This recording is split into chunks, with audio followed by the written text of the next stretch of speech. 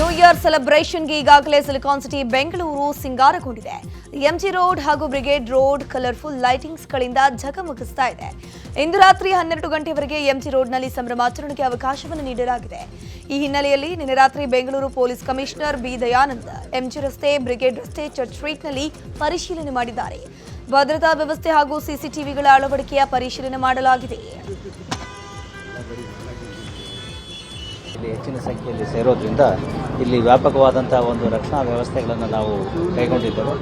ಅದರ ಒಂದು ಸಮೀಕ್ಷೆಯನ್ನು ಮಾಡಲಿಕ್ಕೆ ನಾವು ಮತ್ತು ನಮ್ಮ ಎಲ್ಲ ಅಧಿಕಾರಿಗಳು ಇಲ್ಲಿ ಸೇರಿದ್ದೀವಿ. ಮತ್ತು ಕಳೆದ ವರ್ಷಾನುವರ್ಷ ಇಲ್ಲಿ ಆಗ್ತಾ ಇರ್ತಕ್ಕಂಥದ್ದು, ಹೀಗಾಗಿ ವರ್ಷದಿಂದ ವರ್ಷಕ್ಕೆ ಆಗಿರ್ತಕ್ಕಂಥ ಇದರ ಆಧಾರದ ಮೇಲೆ ಸ್ವಲ್ಪ ಸುಧಾರಣೆಗಳನ್ನು ಕೂಡ ಬದಲಾವಣೆಗಳನ್ನು ಕೂಡ ಮಾಡಲಿಕ್ಕೆ ಪ್ರಯತ್ನಗಳನ್ನು ಮಾಡ್ತಾ ಇರ್ತೇವೆ. ಈ ನಿಟ್ಟಿನಲ್ಲಿ ಇವತ್ತು ಇಲ್ಲಿ ಎಲ್ಲ ರೀತಿಯಲ್ಲಿ ನಮ್ಮ ಅಧಿಕಾರಿ ಮತ್ತು ಸಿಬ್ಬಂದಿಗಳು ಸಜ್ಜಾಗಿದ್ದಾರೆ. ಅವಶ್ಯವಿರತಕ್ಕಂತಹ CR ಇರ್ಬೋದು, KSRP ಇರ್ಬೋದು, ಅದನ್ನೆಲ್ಲ ನಾವು ಡಿಪ್ಲಾಯ್ ಮಾಡಿದ್ದೇವೆ. ಜೊತೆಗೆ ಹೋಮ್ ಗಾರ್ಡ್ಸ್ಗಳನ್ನು ಕೂಡ ನಾವು ತೆಗೆದುಕೊಳ್ತಾ ಇದ್ದೇವೆ. ಮತ್ತು ಬಹುಮುಖ್ಯವಾಗಿ ಇಲ್ಲಿ CCTV ಕ್ಯಾಮ್ರಾಗಳ ಒಂದು ಅಳವಡಿಕೆ, ಈಗ ಇಲ್ಲಿ ಇರ್ತಕ್ಕಂಥ CCTV ಕ್ಯಾಮ್ರಾಗಳ ಜೊತೆಗೆ ತಾತ್ಕಾಲಿಕವಾಗಿ ಸುಮಾರು 300ಕ್ಕೂ ಹೆಚ್ಚು CCTV ಕ್ಯಾಮ್ರಾಗಳನ್ನು ಇಲ್ಲಿ ಅಳವಡಿಸಲಾಗ್ತಾ ಇದೆ. ಮತ್ತು ಅದಕ್ಕೆ ಸಂಬಂಧಪಟ್ಟ ಹಾಗೆ ಕಂಟ್ರೋಲ್ ರೂಮನ್ನು ಕೂಡ ನಾವು ಇಲ್ಲಿ ಮಾಡಿದ್ದೇವೆ. ಜೊತೆಗೆ ಇಲ್ಲಿ ಎಲ್ಲ CCTV ಕ್ಯಾಮ್ರಾಗಳನ್ನು ನಮ್ಮ ಕಮಾಂಡ್ ಸೆಂಟರ್ ಕೂಡ ನಾವು ಕನೆಕ್ಟ್ ಮಾಡ್ಕೊಂಡಿದ್ದೇವೆ. ಸೊ ಅಲ್ಲಿ ನಾವು ಅದರ ಆಧಾರದ ಮೇಲೆ video analytics, facial recognition, automatic number plate recognition ಅವನ್ನೆಲ್ಲ ಮಾಡಲಿಕ್ಕೆ ನಮಗೆ ಅನುಕೂಲ ಆಗ್ತದೆ. ಒಟ್ಟಾರೆಯಾಗಿ ಹೇಳೋದಾದರೆ ಎಲ್ಲ ರೀತಿಯಲ್ಲೂ ಕೂಡ ಪೊಲೀಸರು ಇಲ್ಲಿ ಹೊಸ ವರ್ಷ ಆಚರಣೆಯಿಂದ ಎಲ್ಲ ರೀತಿಯ ವ್ಯವಸ್ಥೆಗಳನ್ನು ಇಲ್ಲಿ ಮಾಡ್ತಾ ಇದ್ದಾರೆ. ನ್ಯೂ ಇಯರ್ಗೆ ಸಿಲಿಕಾನ್ ಸಿಟಿ ಮಧುಬಣಗಿತ್ತಿಯಂತೆ ಸಿಂಗಾರಗೊಂಡಿದೆ. ಇನ್ನು ಹೊಸ ವರ್ಷಾಚರಣೆಗೆ Brigade road, MG road, Church Street, Residency ರಸ್ತೆಯಲ್ಲಿ ಸಾವಿರಾರು ಜನರು ಸೇರುವ ಸಾಧ್ಯತೆ ಇದೆ. ಈ ಹಿನ್ನೆಲೆಯಲ್ಲಿ ಪೊಲೀಸರು ಬಿಗಿ ಬಂದೋಬಸ್ತ್ ಏರ್ಪಡಿಸಿದ್ದಾರೆ. ಯಾವುದೇ ಅಹಿತಕರ ಘಟನೆ ನಡೆಯದಂತೆ ಕಟ್ಟೆಚ್ಚರ ವಹಿಸಲಾಗಿದ್ದು ಸುಮಾರು 150ಕ್ಕೂ ಹೆಚ್ಚು CCTV ಕಣ್ಗಾವಲಿದೆ. ಬ್ರಿಗೇಡ್ ರಸ್ತೆಯ ಹೋಟೆಲ್ ಒಂದರಲ್ಲಿ ಮಾನಿಟರ್ ಸೆಂಟರ್ ಹಾಗೂ ಕಂಟ್ರೋಲ್ ರೂಮ್ ನಿರ್ಮಾಣ ಮಾಡಿದ್ದಾರೆ. ಇನ್ನು ಇದರ ಜೊತೆಗೆ ಡ್ರೋನ್ ಮೂಲಕವೂ ನಿಗಾ ವಹಿಸಲಾಗ್ತಾ ಇದೆ.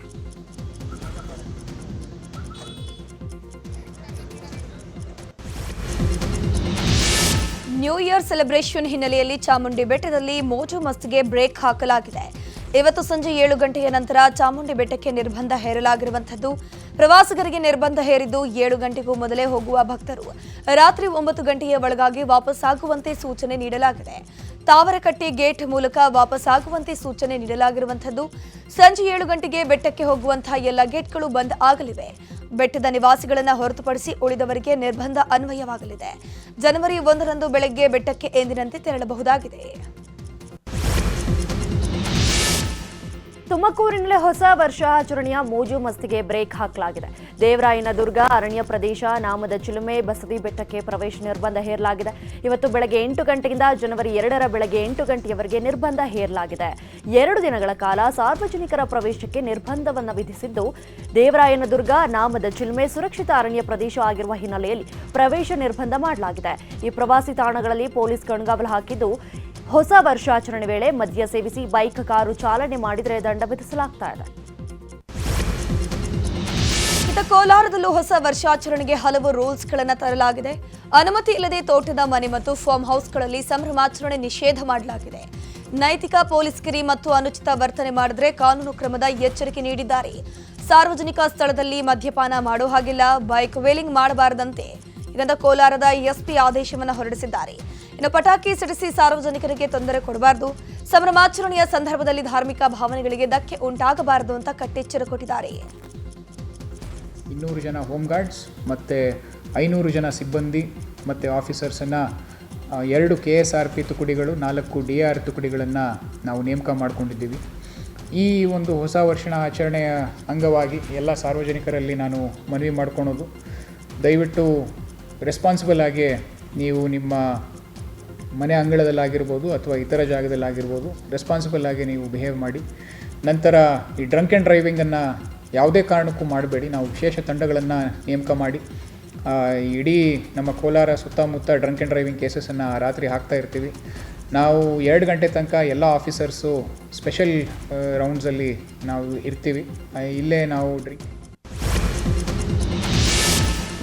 ಚಿಕ್ಕಮಗಳೂರಿನಲ್ಲಿ ಹೊಸ ವರ್ಷಾಚರಣೆಗೆ ಗೈಡ್ಲೈನ್ಸ್ ಬಿಡುಗಡೆ ಮಾಡಲಾಗಿದೆ.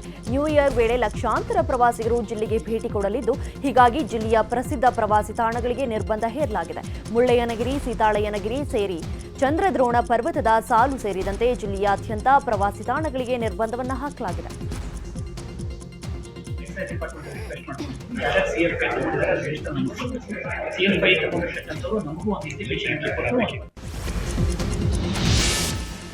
ಹೊಸ ವರ್ಷಾಚರಣೆ ಹಿನ್ನೆಲೆ ಹಿಂದೂ ಪರ ಸಂಘಟನೆಗಳು ಇದಕ್ಕೆ ವಿರೋಧ ವ್ಯಕ್ತಪಡಿಸಿವೆ. ನಮಗೆ ಯುಗಾದಿ ಹೊಸ ವರ್ಷ, ಪಾಶ್ಚಾತ್ಯ ಸಂಸ್ಕೃತಿಯನ್ನ ನಿಲ್ಲಿಸುವಂತೆ ಆಗ್ರಹಿಸಿದ್ದಾರೆ. ಬಾಗಲಕೋಟೆ ಜಿಲ್ಲೆ ರಬಕವಿ ಬನಹಟ್ಟಿ ತಾಲೂಕಿನ ಮಹಾಲಿಂಗಪುರದಲ್ಲಿ ವಿಶ್ವ ಹಿಂದೂ ಪರಿಷತ್ ಭಜರಂಗದಳ ಕಾರ್ಯಕರ್ತರು ಪ್ರತಿಭಟನೆ ಮಾಡಿದ್ದು, ಚೆನ್ನಮ್ಮ ವೃತ್ತದಲ್ಲಿ ಮಾನವ ಸರಪಳಿ ನಿರ್ಮಿಸಿ ಆಕ್ರೋಶ ವ್ಯಕ್ತಪಡಿಸಿದ್ರು. ಬ್ರಿಟಿಷರ ಹೊಸ ವರ್ಷ ಬೇಡ, ನಮ್ಮ ಹೊಸ ವರ್ಷ ಯುಗಾದಿ ಅಂತ ಘೋಷಣೆ ಮೊಳಗಿಸಿದ್ದಾರೆ.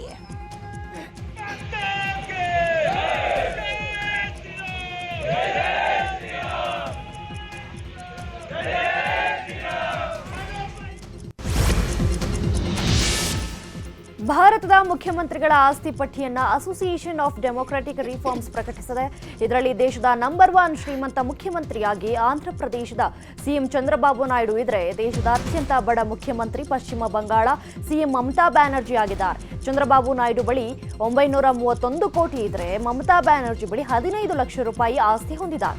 ಕರ್ನಾಟಕ ಸಿಎಂ ಸಿದ್ದರಾಮಯ್ಯನವರು 51 ಕೋಟಿ ಆಸ್ತಿ ಹೊಂದುವ ಮೂಲಕ ದೇಶದ 3ನೇ ಶ್ರೀಮಂತ ಸಿಎಂ ಆಗಿದ್ದಾರೆ. ಅದರಲ್ಲಿ 23 ಕೋಟಿ ಸಾಲವನ್ನು ಹೊಂದಿದ್ದಾರೆ.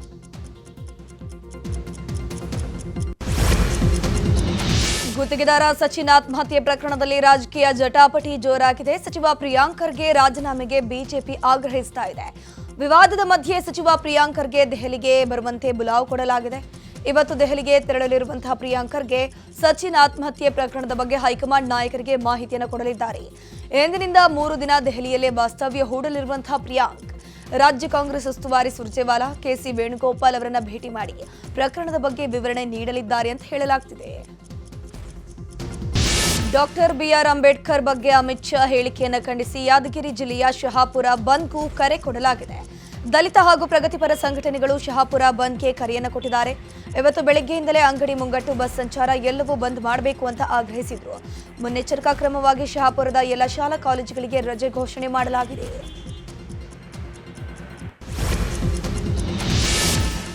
ರೇಣುಕಾಸ್ವಾಮಿ ಕೊಲೆ ಪ್ರಕರಣ ಸಂಬಂಧಪಟ್ಟ ಹಾಗೆ ನಟ ದರ್ಶನ್ಗೆ ಮತ್ತೆ ಸಂಕಷ್ಟ ಎದುರಾಗಿದೆ. ಸುಪ್ರೀಂ ಕೋರ್ಟ್ಗೆ ಮೇಲ್ಮನವಿ ಸಲ್ಲಿಸಲು ಗೃಹ ಇಲಾಖೆ ಗ್ರೀನ್ ಸಿಗ್ನಲ್ ಕೊಟ್ಟಿದೆ. ನಿನ್ನೆಯೇ ತನಿಖಾಧಿಕಾರಿಗಳಿಗೆ ಅನುಮತಿಸಿ ಕಡತ ನೀಡಲಾಗಿದೆ.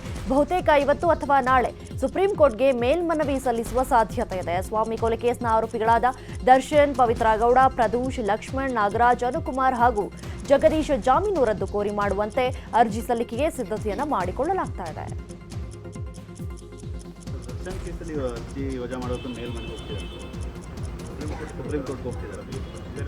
ಅದೆಲ್ಲ ಪ್ರೊಸೀಜರಲ್ಲಿ ಏನು ಮಾಡಬೇಕು ಇಲಾಖೆಯಿಂದ ಮಾಡ್ತೀವಿ. ಪ್ರೊಸೀಜರಲ್ಲಿ ಮಾಡಲೇಬೇಕಲ್ಲ, ಮಾಡ್ತೀವಿ.